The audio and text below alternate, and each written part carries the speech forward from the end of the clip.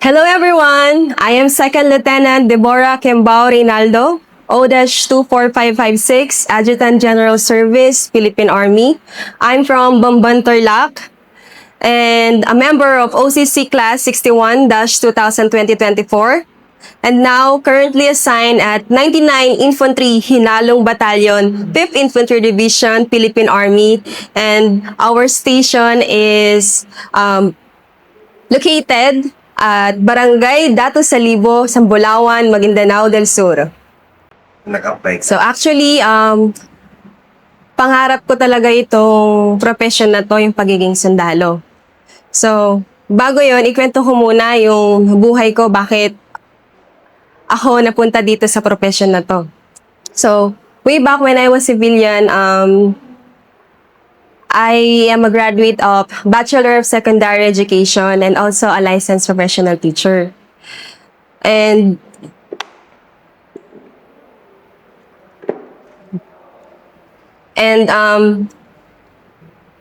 since pangarap ko itong pagiging sundalo, no, nag-try ako na mag-apply sa different industries gaya ng pagtuturo para exercise ko yung pinag-aralan ko na sa loob ng 4 years. At also, nag-try din ako mag-apply ng flight attendant. Pero, na-realize ko, no, yung puso ko talaga, no, parang gusto talagang maglingkod.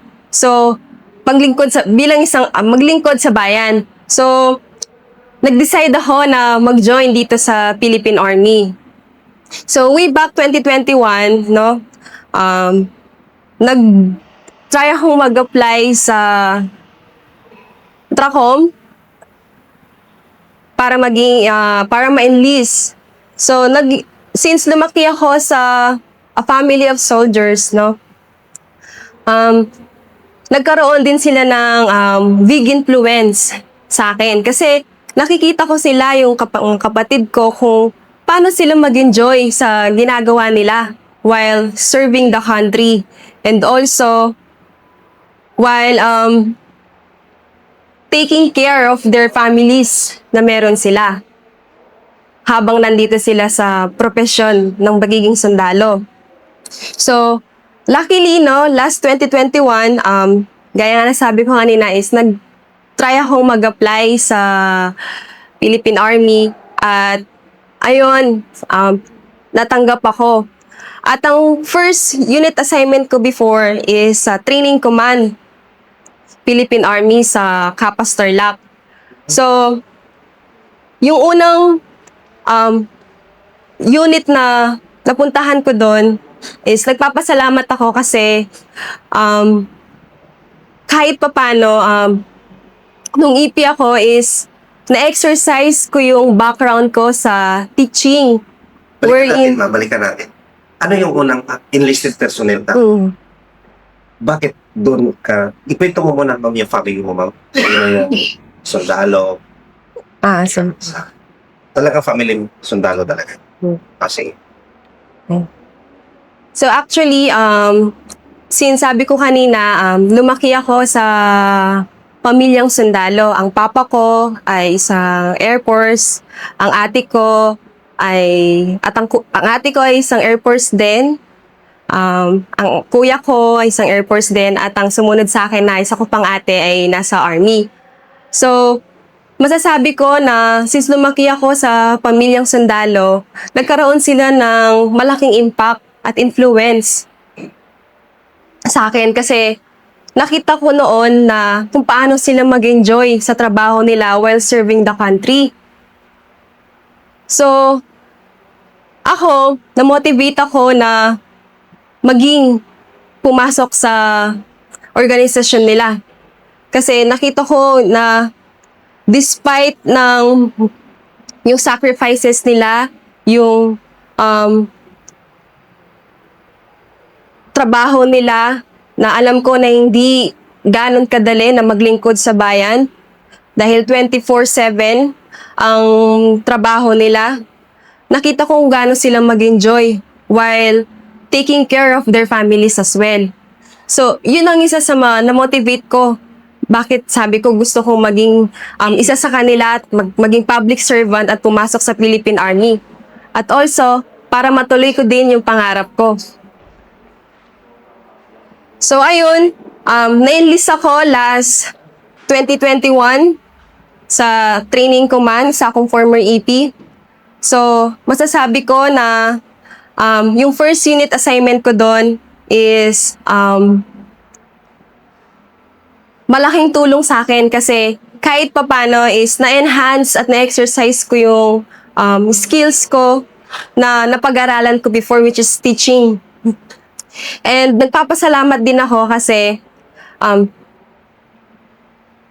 nagtiwala at naniwala yung mga katrabaho ko, mga colleagues ko, nung nasa TDC ako. At isa din sila na nag-inspire at nag-motivate para i-exercise or i-level up ko yung profession ko. Kaya heto ako ngayon, nag-step up sa profession ko bilang isang officer. At ngayon, nandito ako ngayon sa pagiging officer ko dito sa 99 Infantry Hinalong Battalion bilang isang GAD officer at platoon leaders ng weapons company. So, bilang isang GAD officer, dito sa unit namin, masasabi ko na hindi lang yung kasarian mo para maglingkod sa bayan. So, sa lahat ng kababaihan na tulad ko, na nangangarap pumasok sa tinatawag nilang the road less journey or the road less traveled na profesyon, huwag kayong matakot. Huwag kayong manghinayang na pasukin ang AFP organization dahil ang AFP organization ay isang God-compliant at God-sensitive na organization na kung saan walang lalaki or walang babae dito sa profesyon ng AFP. Sinusuri ka o ikaw ay susuriin base sa iyong kakayahan at hindi kasarian. Lahat dito ay equal, pantay-pantay. Lahat dito ay bibigyan ka ng chance para abutin mo yung pangarap mo or mag-excel at maging successful sa buhay dito sa organization natin. At bilang isang platoon leader din ng weapons company,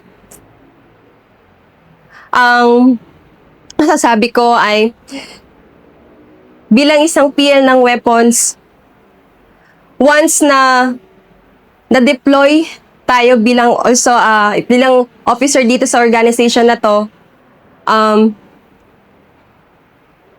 kumbaga hindi mo magiging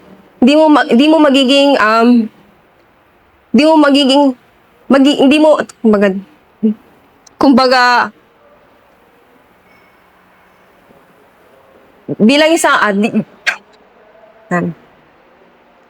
so bilang isang weapons platoon leader,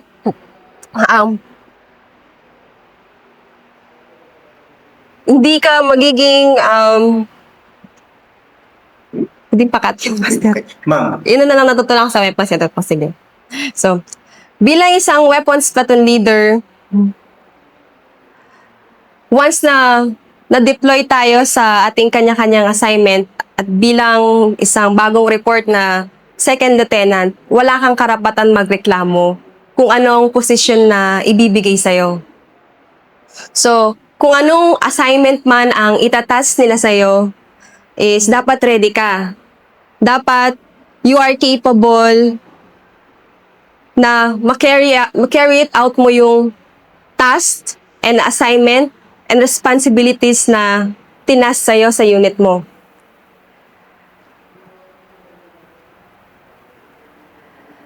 Lalo na kung ma-assign ka sa mga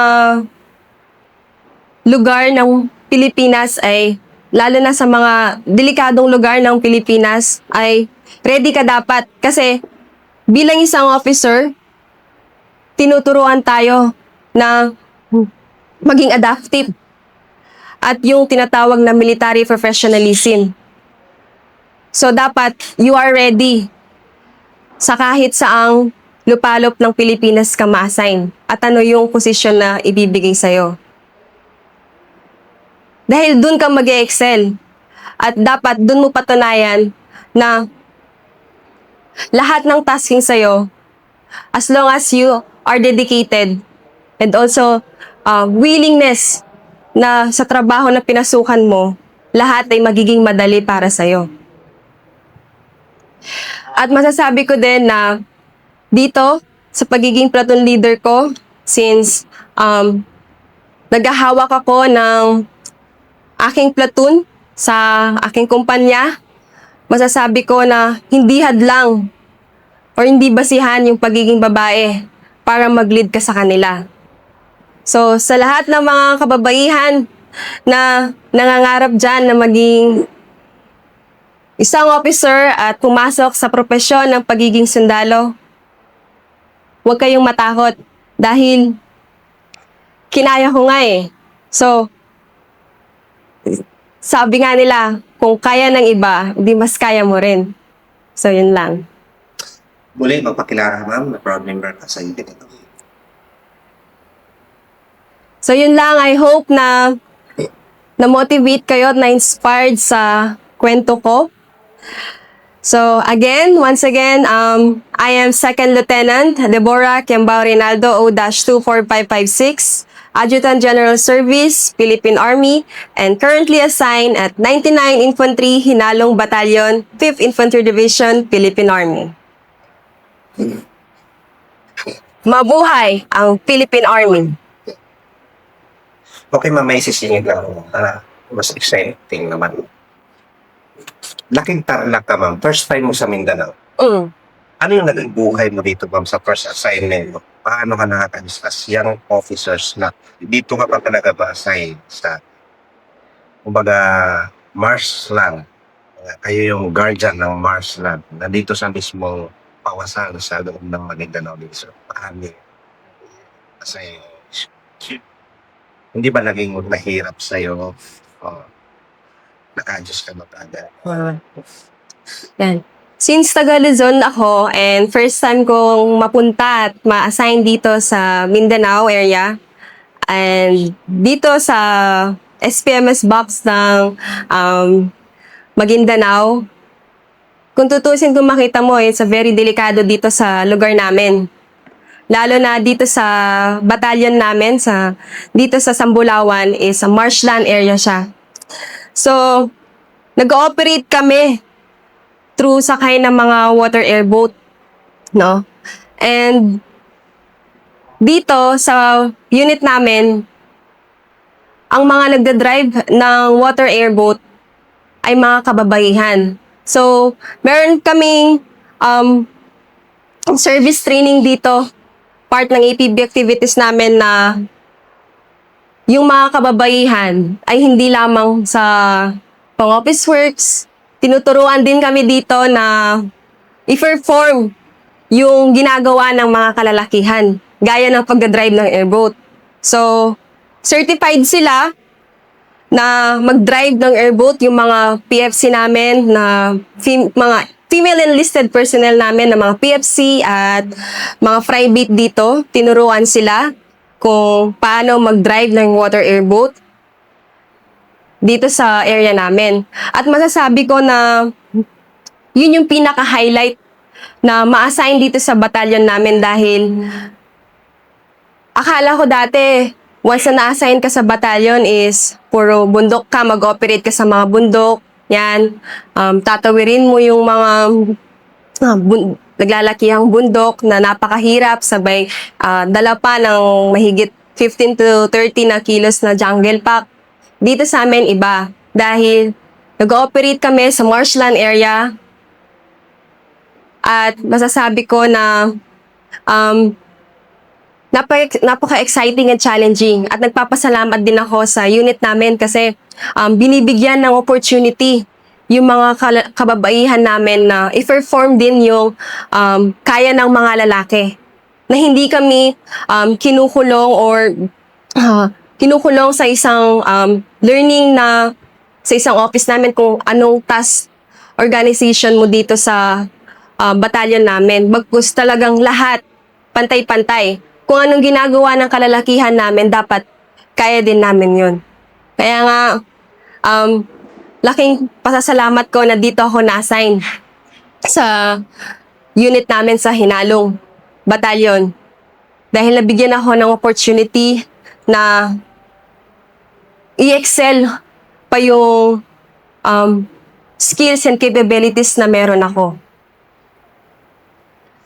Ma'am, paano mo, ano bang dala-dala mong tapang bilang isang babae na first time dito sa Mindanao, dito pa sa Maguindanao? Hindi ka ba natakot bilang isang babae? Sa young officers sa ano mo? Parang, ano? So, bilang isang officer at bilang isang female officer, Iba ang dating kasi ma'am na kasi dami namang unit pero dito, iba Yes. dito eh. So, bilang isang female officer na first assignment ko dito sa SPMS box ng Maguindanao del Sur, nature ng babae na maging matapang, maging matatag. So, with the help ng training, mga experiences na natutunan namin sa journey ko bilang pagsusundalo, bilang pagiging officer, na-adapt ko iyon. Kaya, masasabi ko na kahit saan man ako dalhin na unit or assignment, masasabi ko na kaya ko.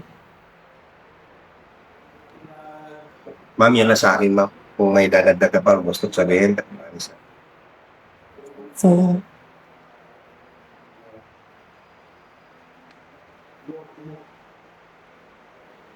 Wala kayong sayings ma'am. Paano kayo mag-ano dito? Yung battle cry nyo. battle cry? Hinalo, paano ba yan? Ano ba battle cry nan?